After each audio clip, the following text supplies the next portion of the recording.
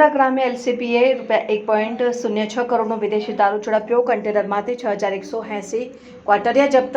બંધ બોડીના કન્ટેનરમાં દિલ્હીથી મુંબઈ જતા ટ્રકને ગોકળપુરા પાસે ઝડપી પાડ્યો. ડ્રાઈવર રાજસ્થાનનો.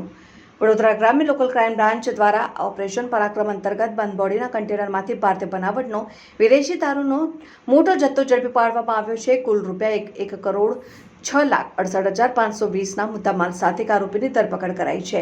એલસીબીને બાતમી મળી હતી કે ટાટા કંપનીના કન્ટેનર નંબર HB12F2943માં વિદેશી દારૂનો જથ્થો ભરેલ છે. આ container Delhi Mumbai express highway ઉપર ભરૂચથી વાસદ તરફ આવી રહેલ છે.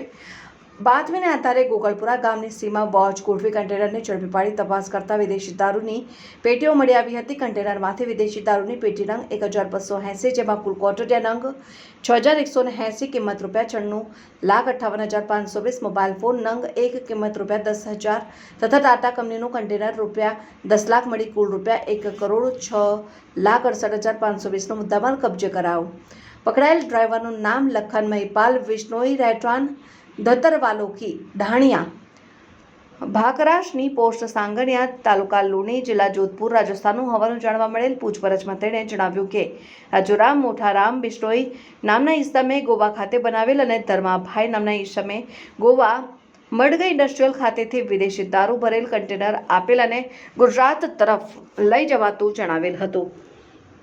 ઝડપાયેલ ડ્રાઈવર તથા વિદેશી દારૂનો જથ્થો સપ્લાય કરનાર ઈસમો વિરુદ્ધ વડોદરા તાલુકા પોલીસ સ્ટેશનમાં પ્રોહિબિશન ગણના પાત્ર કેસ રજીસ્ટર કરવામાં આવેલ છે.